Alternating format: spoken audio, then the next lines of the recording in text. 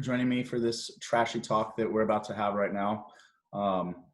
This is not going to be just about marine debris. This is the entire life of plastics we're going to kind of talk about, from its beginning to its end life, and then the impacts that it's having along the way, along with a lot of figures, some science. Yeah, nice mixture of things all revolving around plastic. So, excuse me. What we're going to be talking about. So with plastic polymers, we're going to go through the extraction, refining, and manufacturing, the polymerization of plastics, the different types of polymers that we have out there, how much of it is produced and by each type, where is that material going after we use it, the recycling of plastics, the impact it's having on our ocean, the degradation of plastics into microplastics, persistent organic pollutants, bioplastics, and then what you can do, what we can do to help change this. So starting off, if most of you are unaware, plastic is a petroleum-based product, right? It's made from oil. All of these products here, all plastics, start off as oil. Long, hard hydrocarbons that are linked together that then can be changed, which we'll go into making plastics. So in order for us to extract that oil, we have to get it either through pumps, through fracking, through oil rigs out in the middle of the ocean, and our consumption and need for plastics continue to increase with every year. In 2017, we consumed over 36.5 billion barrels of oil, and each barrel is 42 gallons. So just huge amount of oil, to where that industry is bringing in over $3 trillion. Really hard figure to try and fathom, but a lot of money.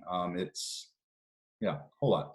And of all of that oil, that $3 trillion, that 36.5 billion barrels, only 12% of that is used for plastic, but that equates to like close to, I think it's $360 million or billion dollars, excuse me. So still a lot of money in the plastic industry. So after we get that oil, right, we extract it from the ground, whether that's, like I said, through fracking or drilling. That oil is then taken to a petroleum refinery. So we're going to start here in this left section. So the oil that we gather is then taken to a refinery where it is heated. So that raw oil, like I was saying earlier, is a mixture of different hydrocarbons, sulfate, and water that we then heat, cracking all of those different hydrocarbon chains that are together, causing it to evaporate into this refinery or this distillation chamber here. As we heat it up and all of those particles evaporate, they are then separated by their density and their boiling point. So the lighter particles obviously are going to go up to the top, while our heavier ones are at the bottom. And then going down, you can see all the different materials that are made from petroleum after it's heated. The main one that we're going to focus on is naphtha. Naphtha is what plastic products are made from. So after it goes through this refining process and we get that naphtha is then taken and it is put into a petroleum or a polymerization process, excuse me. So that oil is now a gas. We take that gas, we mix it in with different catalysts and solvents. All of those once monomers now come together through polymerization. They create polymers. Those polymers are then extruded out into long strings. Those strings are then cut and created into pellets or nurdles, those virgin plastics that we see on a lot of our beaches here in Hawaii and across the world. Those virgin plastic pellets are then sent off to different manufacturers of products and then mixed in with different additives, different phthalates, plasticizers, stabilizers, fillers, to create the different products that we use in our everyday lives. And these polymers, well, you might just have polyethylene terephthalate, you might just have polyethylene, polyvinyl chloride, whatever these different main polymers are. With these different additives, it creates a library of literally thousands upon thousands of different plastics that we have in our world. So while they are broken into their 7 main categories, there are countless number of plastics out there. Now going into how this process is done. So plastics, when they first start off, are just those long hydrocarbon chains, so that are all mixed together. It heats up, we separate it into its monomer form. So for ethylene, like this process that we were showing here, you take those monomers, you add a catalyst that is then going to break that carbon double bond right here and cause it to link together. Polymers are just long links of monomers that are connected together. Those polymers are then separated into two separate categories: thermoplastics and thermosets. Thermosets are your really hard plastics that cannot be recycled, repurposed in any way. When you heat them up, they actually burn, whereas thermoplastics, they will melt down and they can be repurposed into other things. And that has to do with their molecular structure.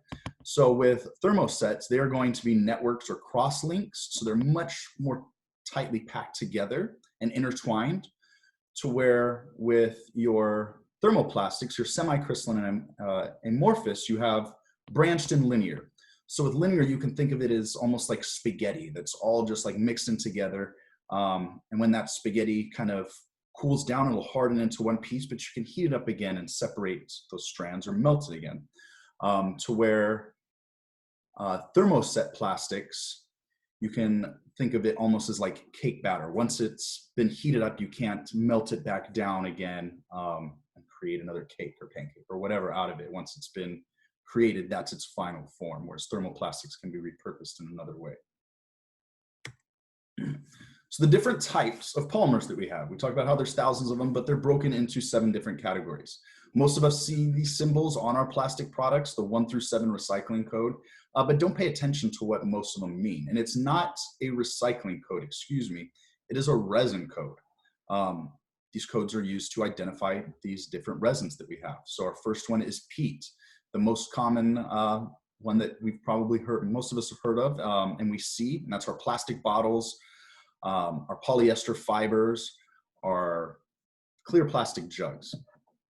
Next is high density polyethylene. Milk jugs are the most common in plastic bags. Your squeeze bottle caps will be made out of that too. PVC, polyvinyl chloride, mostly used in construction applications. So for homes with its piping, medical field, and then for plastic wrap. Low density polyethylene is usually the plastic wrap that you see around your water, your drinks, the 6-pack liners, and thinner, more like squeezable plastic products, these bottles. Polypropylene is the most abundant plastic product that we create and that's consumed on like the largest basis, and that's used for like all of our packaging bags, a lot of our packaging materials, throwaway utensils, straws, all of our bottle caps. So a lot of products are made from polypropylene. Polystyrene, or EPS, expanded polystyrene foam. We know it as styrofoam, right? That's in a lot of our packaging materials, a lot of our food, and one random thing is it's used for disposable razors. And then our last category, the 7, the biggest problem, is literally a mixture of every other polymer that is out there. And it is a huge library of different polymers. And so that's everything from PLA plastics, you know, your eco plastics, CDs, your nylon nets, ropes, fibers, whatever. So lots of different polymers. They all have different attributes, different purposes for what they're used for, different melting points, different UV stabilizers. There's many different additives and categories that these are used in, but these are the main ones that they're used for. Now going again into those polymers, talking about the ones that are recyclable and their density. So here in Hawaii specifically, and most places in the world, we only recycle resin codes 1 and 2. So all of the others are getting sent to either a landfill, or they're incinerated, or they're ending up in the ocean. But only 1 and 2 are actually recyclable. Now here below we have the density of these different polymers, and of them, We have HDPE is buoyant, LDPE, and polypropylene. Polystyrene is somewhat neutrally buoyant when it first starts off as and it's like it's foam, EPS, it's buoyant, but over time through degradation, as it starts to separate and loses its surface tension, it will sink and kind of become neutrally buoyant within the water column. And then will sink lower and lower as time goes. But the other three, most of all of them in this 7 category are going to be dense and sink. Whereas PVC, peat, those are your sinkers that you're always going to find. So yeah, below that, figures. How much of it we produced in 2017, 2016. It's hard to find figures for recent stuff and even just consistent throughout 1 year. But yeah, a lot. I don't want to go through and read all of these figures here. They're right in front of you. You can read them. This slideshow will be available for you so you can go through and read everything. And I also have resources in the comments for this presentation. So a lot of money, as we had already talked about, goes into it. And yeah, we produce an insane amount of plastics. But just remember that HDPE, LDPE, and polypropylene, those are your buoyant plastics, your floaters. So again, all of these plastics, we were talking about what is being produced, how much of each is being produced. Polypropylene is huge compared to the others. But if you look at polyethylene, before it's separated into low density and high density, through its process is more than polypropylene. Now, if you remember the 3 buoyant ones that I was saying, it was polypropylene, low density, and high density polyethylene. Those are some of the, obviously the bigger ones. If PE was in one category, it and polypropylene, they make up more of the plastics that we produce than all of the others combined. So yeah, see a lot of floaters. Those materials, again, what they're being used for through this graph from Our World in Data is showing that, yeah, packaging. We know that we package all of our stuff in plastics. Everything you get comes in plastic packaging. So that should be no surprise that we are using that much just in that sector. And then obviously textiles, that's another one. It's creating microfibers, which are a whole other issue, but yeah, all the other fields below. And of these polymers, last thing, these buoyant polymers and all plastic polymers, they're going to be hydrophobic. It's oil, right? You can't mix oil and water together. So these polymers aren't going to absorb water, and it's going to restrict how they degrade in the environment. So how much of it we were producing is already shown, but now how much is it costing us? Or excuse me, how much globally are we producing, not cost yet. So just in 2015, we produced approximately 381 million tons of plastic. That's just that 1 year. This other graph below is just the same one here, just sloped, showing how much we think we've produced throughout our production of plastics. So we started in the 20s, but it didn't start to boom until like the 50s. We started using plastic consistently more and more. So that's usually where you'll see graphs starting, is in the 50s. But 7.8 billion tons of plastic. That's a whole lot. And where's it going? These plastics are meant to last for hundreds, thousands of years. And we're only looking at the past 65 years in this graph of how much we've produced, and then now thinking about the future and how much more we're going to continue to produce. Yeah, we have kind of an obsession with plastic. So where is it all going? After we produce it, after we create all of this, we know that we've made this much plastic. Where is all of it? Well, it's going in one of 4 places. It's either going to be incinerated, right? It's going to be burned for fuel like we do here in Hawaii and many other places in the world.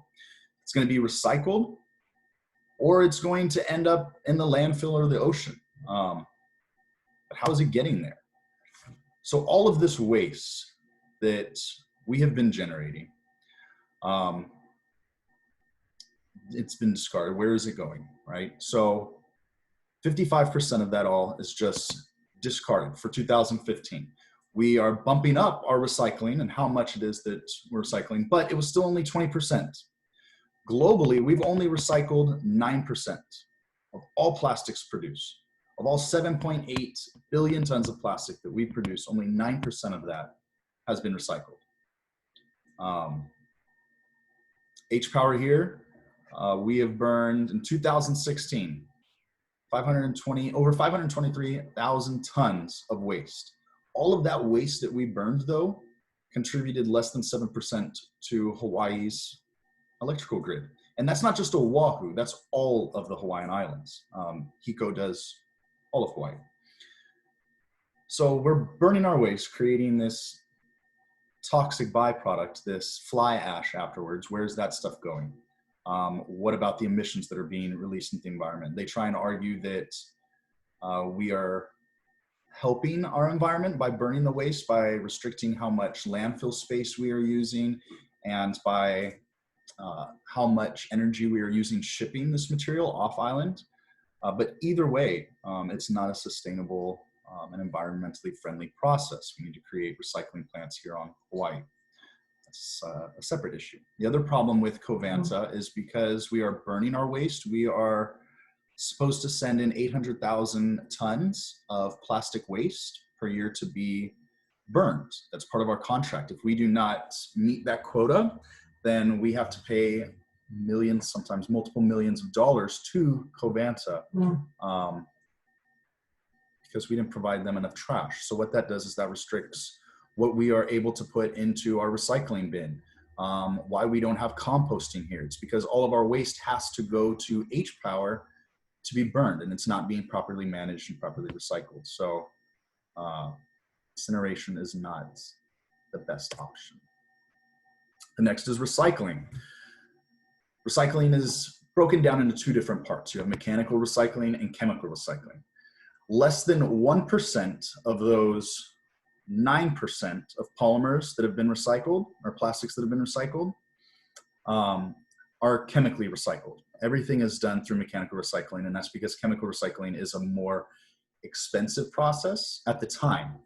It's a little more expensive, but as we continue to transition, we'll be able to boost our chemical recycling, because then we can use pyrolysis to convert those plastics back into oil that then can be used as a fuel source, or then can be reproduced, or can produce new plastic products from that oil. Mechanical recycling.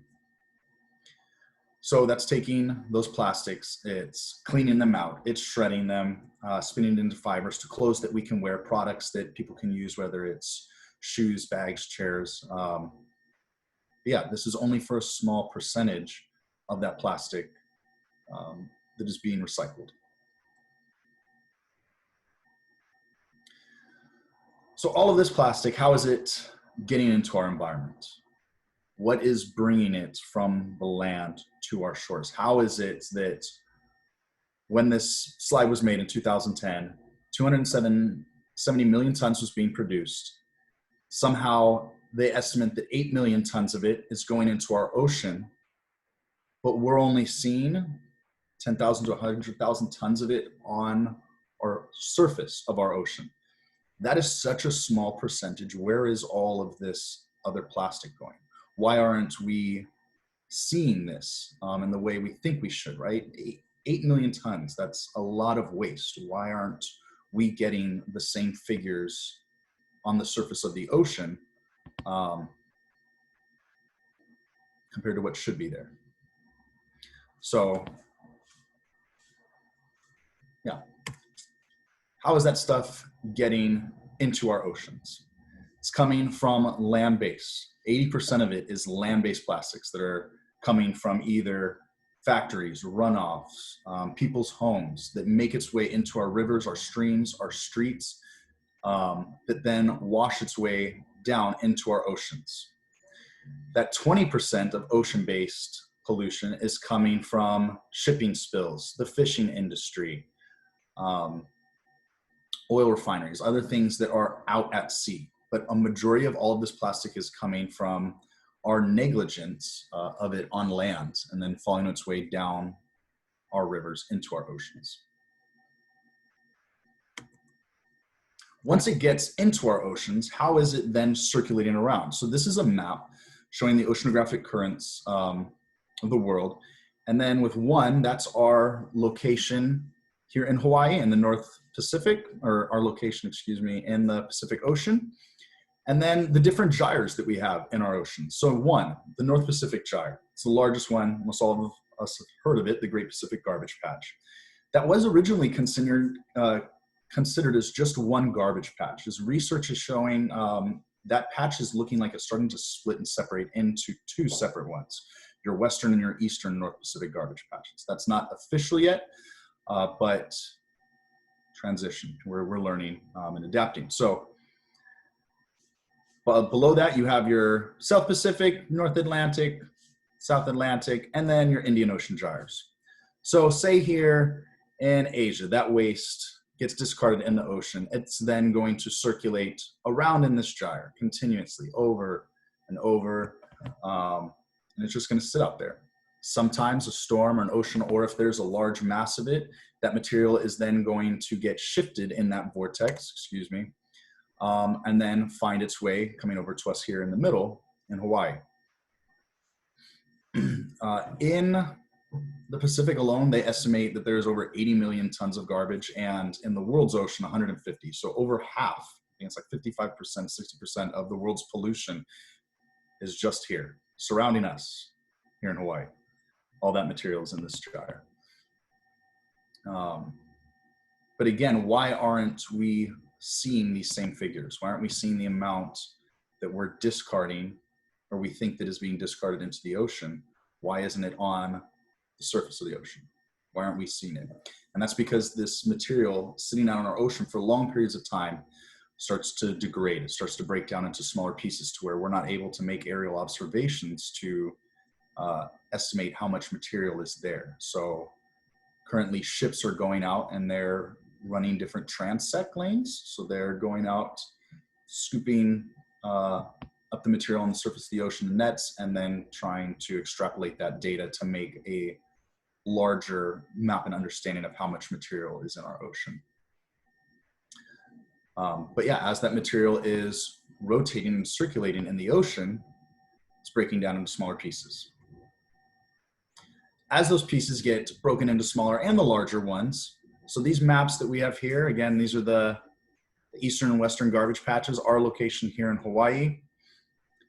The reason that material is coming, again, to our island has to do with 2 main conditions, oceanographic currents and surface wind conditions. And so these 2 maps, all these little arrows that you see for the oceanographic currents, for the surface wind, that's, they have a bunch of buoys. These are maps taken from the Pacific Oceanic Observation System, and they have a bunch of buoys out that are tracking all of these conditions. So this was actually a map that was taken last week from there. So these are recent currents and winds that we have. But you can see that those currents, specifically here on Oahu, and that wind, right? We have our windward side here, so it's always getting blown here.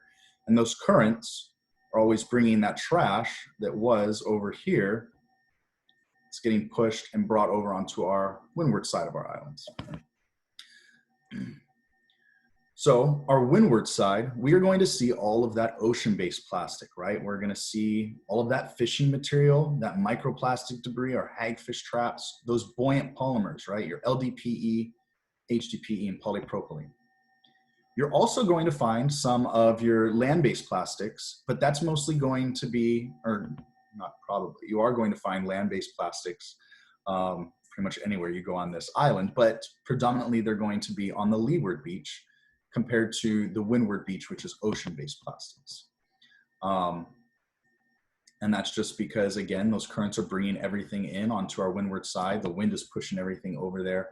And then all of that material on the leeward side is from our neglect, our waste, compared to the other stuff that's coming from all over the world. So that plastic that goes out into the ocean that we're trying to track and find, it's degrading. It's breaking down into smaller pieces. It's getting eaten by other organisms. And that whole fragmentation process of one large piece over time can then break down into smaller and smaller and smaller to microscopic pieces getting into several microns in size from what my research is showing. And these continue to break down and get into the nano size.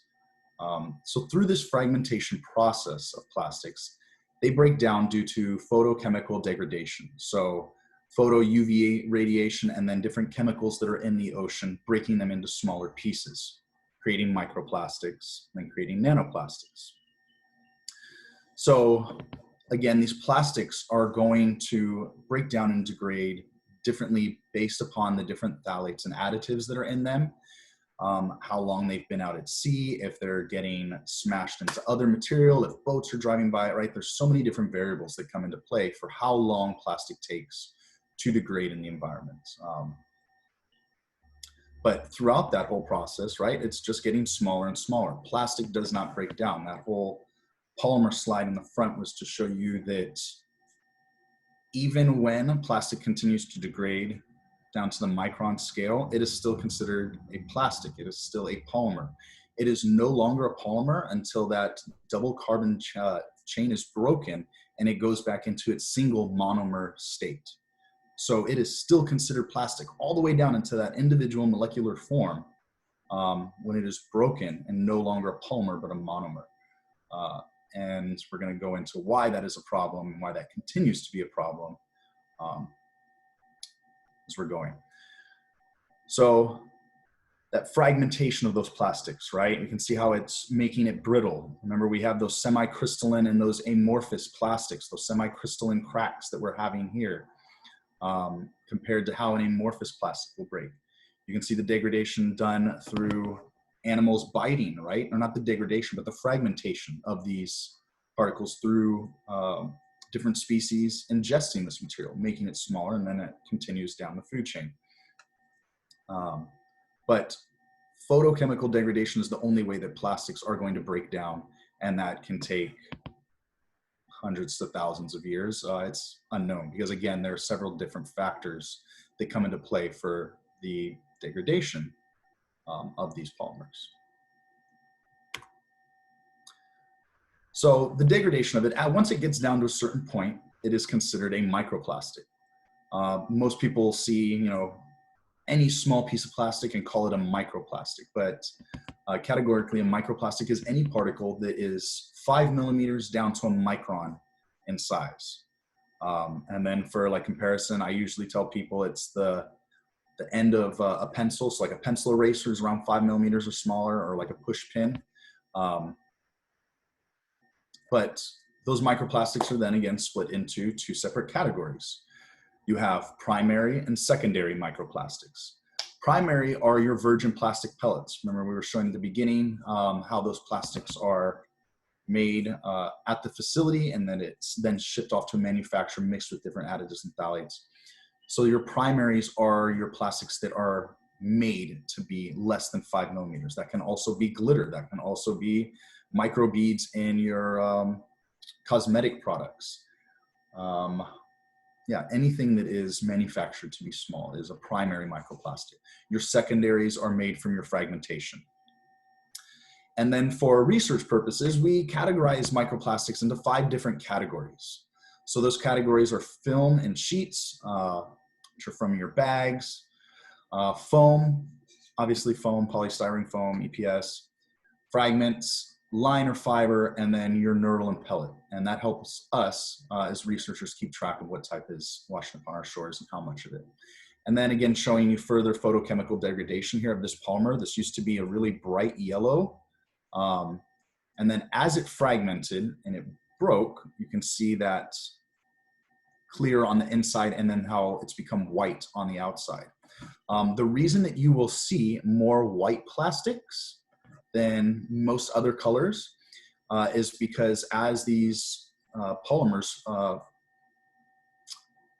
photo and chemically degrade in the environment, they are also leaching off of their different dyes that they have into them.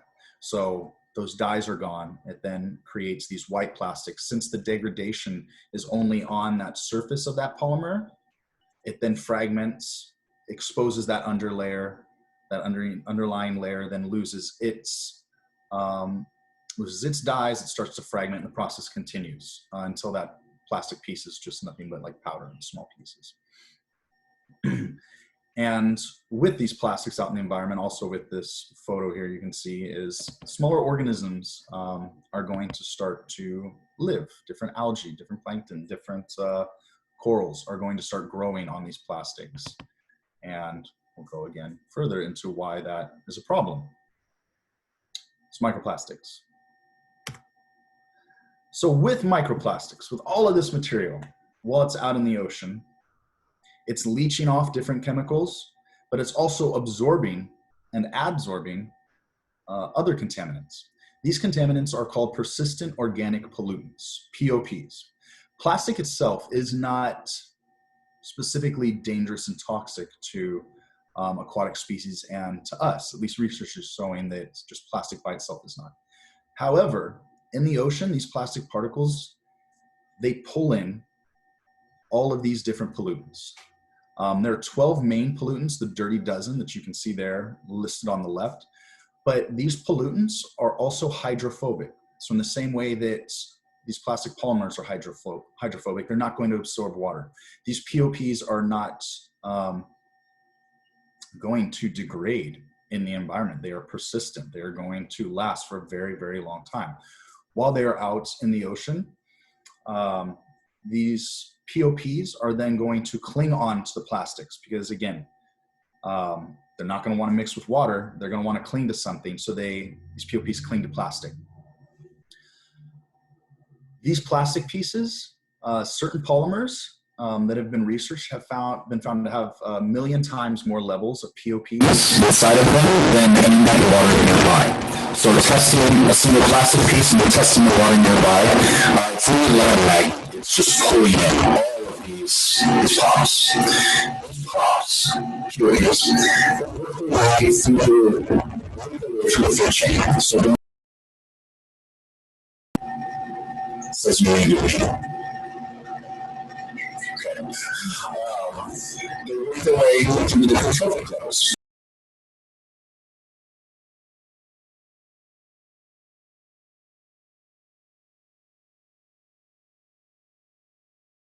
All these different sizes.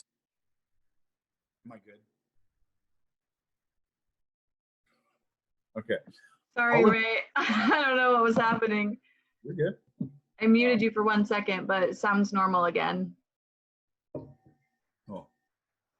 So all of these different sizes of polymers are able to be ingested by every species in the aquatic food chain. As it's eaten by different organisms, these POPs, these POPs, are then released into the bloodstream and of these organisms, where they then hold onto the fats, or the fatty cells of these organisms. These POPs then bioaccumulate and biomagnificate up the food chain. So bioaccumulate means that if one krill is constantly eating plastic, it's starting off with 1 piece, then 2 pieces, then 3 pieces, right? All of those POPs are accumulating. Biomagnificating is where it's going up the food chain, right? So the plankton get eaten by the krill, get eaten by the herring, all the way then back up to us. So that pollutant process is magnifying through each species. Now, again, there hasn't been any research done on humans and how much of this we are ingesting through fish, shellfish, other species, but we know that these POPs are extremely toxic. We know that these POPs, they are endocrine disruptors. They affect your lymphatic system, your reproductive health. They affect your hormones, your antibodies. They cause a lot of problems. And this is stuff, again, that we are finding within our food chain.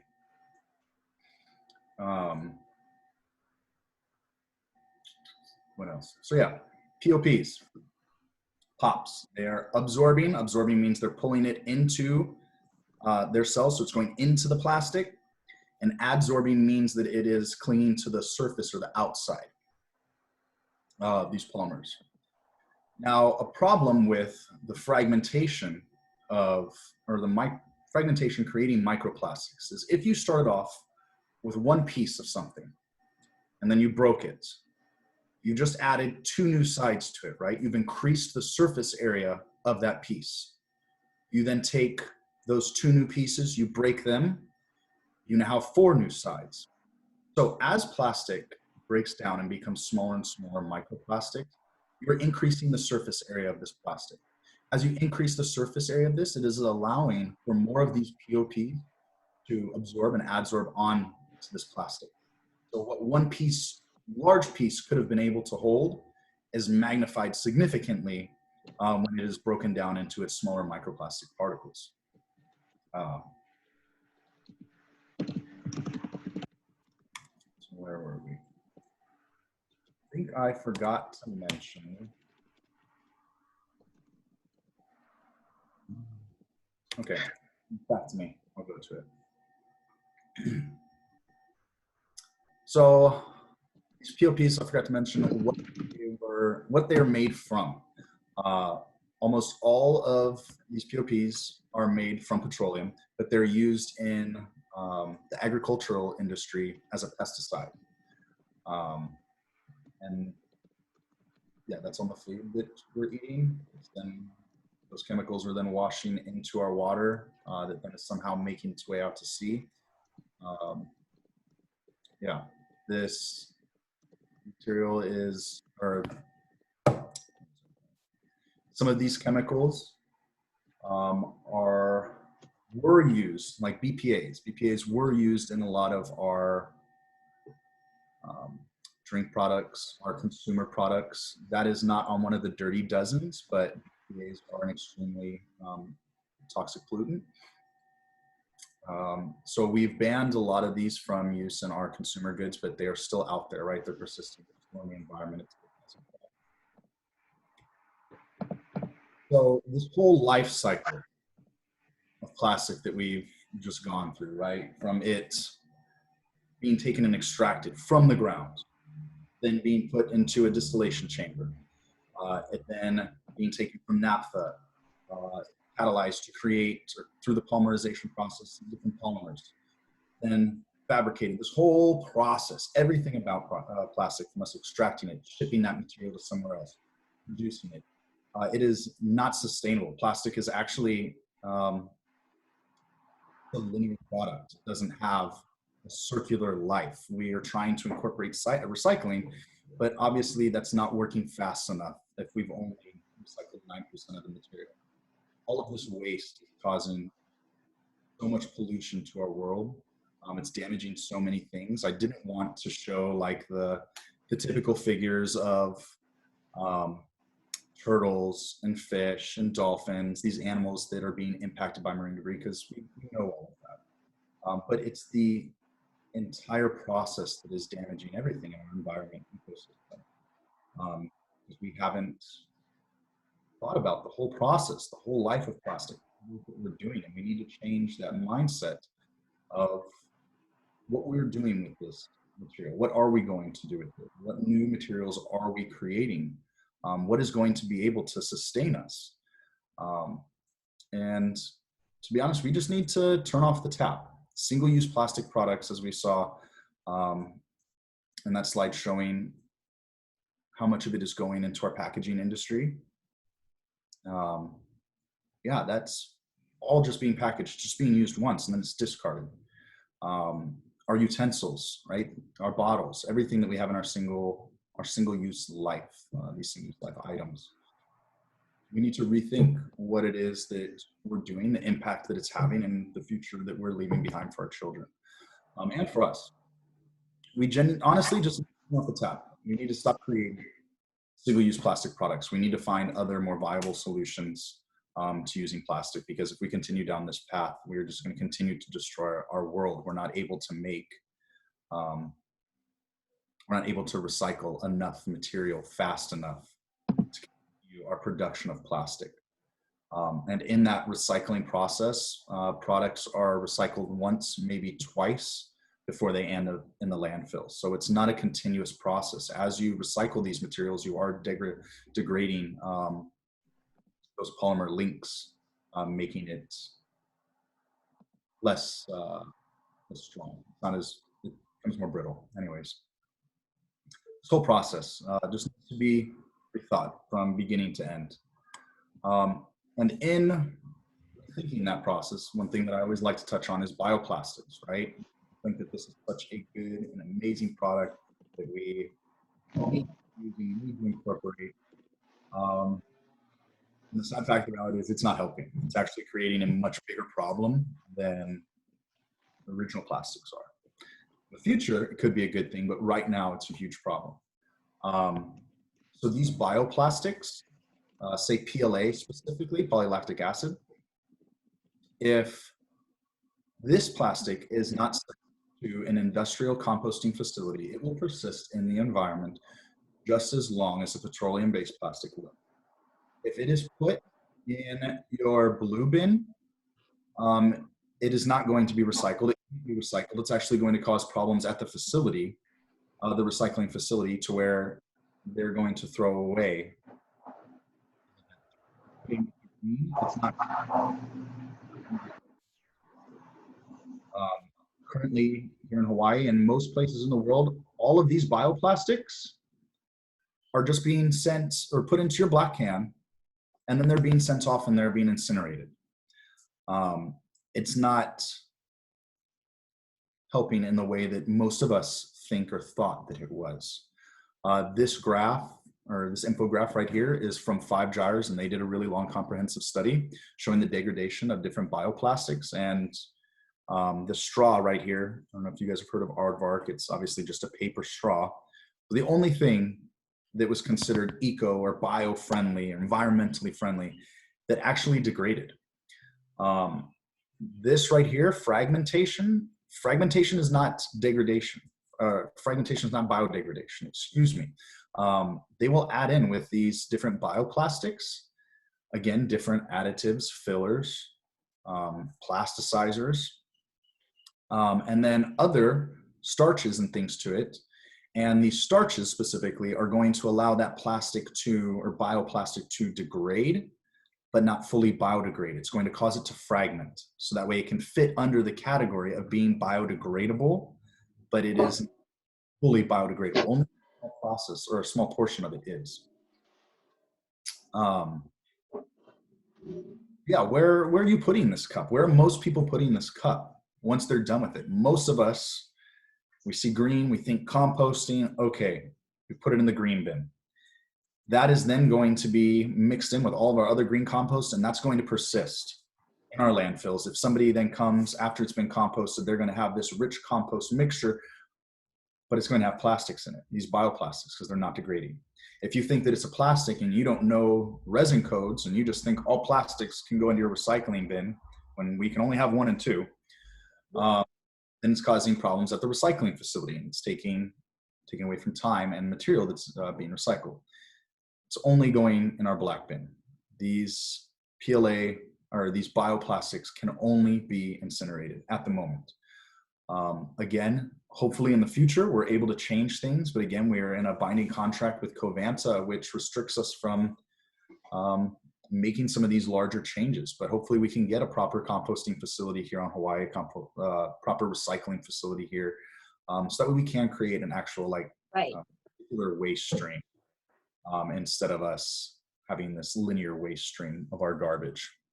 Right. So again, bioplastics, good thought, bad execution. We thought out the process before thinking out the end goal. So don't even bother then. What about cans? Say again? Oh, sorry. Oh.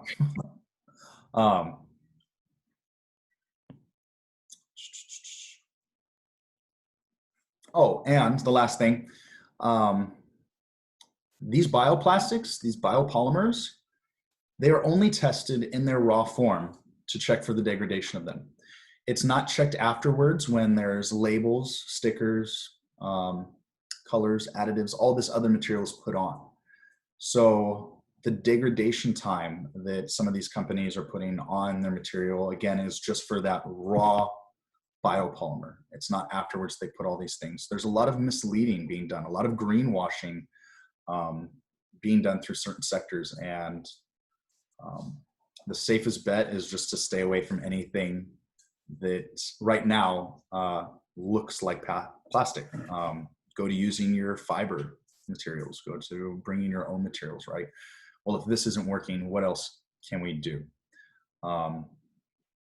And so, yeah, the things that you can do, the biggest impacts that we can do to help with all of this is to vote.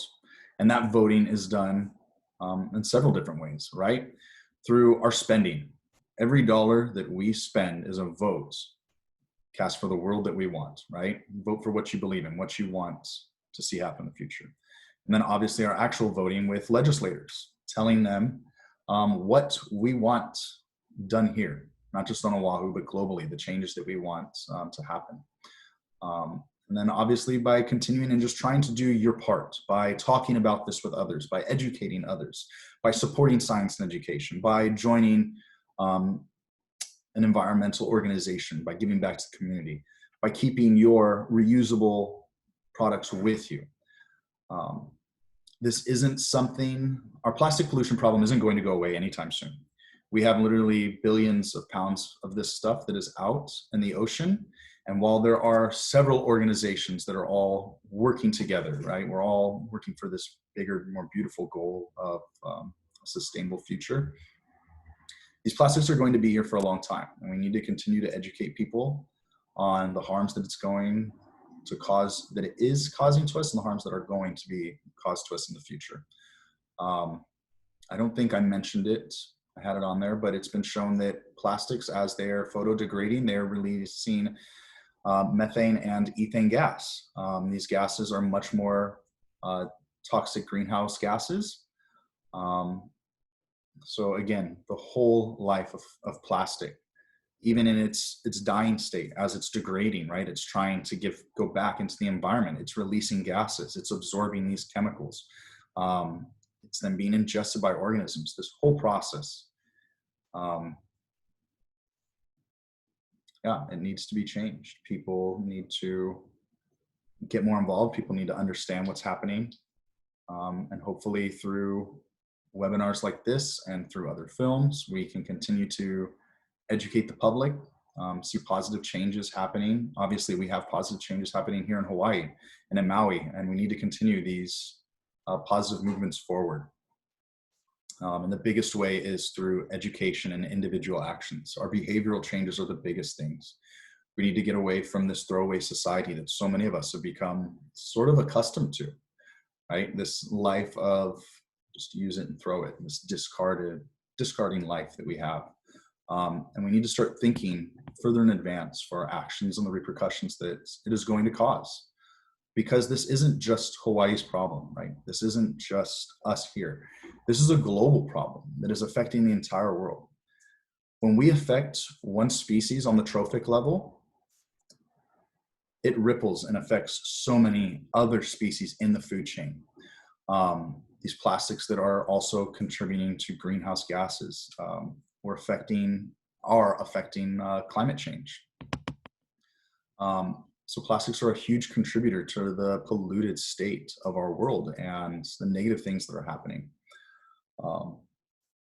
And I don't like ending these things on like a bad note, but it's on I guess a depressing note, but it's good to give real facts, right? It's good to show people what is happening, to give you the truth. I don't want to like sugarcoat things. Obviously, we are very resilient. We are going to adapt. We will survive, but there's going to be a lot of problems that are going to continue to persist. We are going to receive, I think over the years, more plastic on our beaches. I don't think it's going to get less for a while, specifically here in Hawaii. This is going to continue to persist for some time. But again, we need people to know about this. We need to educate our politicians. We need to educate our neighbors, our kids, everyone, to know what is happening and what future it is that we are leaving behind. And with that, thank you all for your time. I kind of went over a lot. There is so much that I didn't even cover with this. I wanted to try and keep it at an hour, and I think, yeah, I did that like right on the dot. Cool. Yeah, this is a huge chain. There is so much that goes on in the plastic world, and we didn't even touch on the all of the negative implications that it's having on our aquatic ecosystem. And then how plastics are, once they get down to these extremely small micro and nano sizes, how they can become airborne pollutants, and how we're able to literally ingest it. So where every single human that has ever been tested has been found to have microplastics inside of them. We are finding microplastics at our highest point, up at Everest, down to our lowest point, down in the Marianas Trench. Plastic has literally taken over kind of like our world, our throwaway society, our constant need for consumption and instant gratification. It's causing so many problems for the world, and we got to do something about it, guys. We got to do it. Do something. So anyways, I hope you enjoyed me running my suck for a while, and that it was informative. And if you have any questions, I have not looked in The chat's been blowing up. There's been some really good questions. We did have a couple people ask about like surfboards and mouth guards, and I'm sure those are contributing definitely. I don't have any stats. Somebody is asking to go back to the slide with the plankton. If anyone has any other questions for Ray, or if you want to, you can unmute definitely now. I'm going to stop the recording so we can go into ones with questions. I have a question.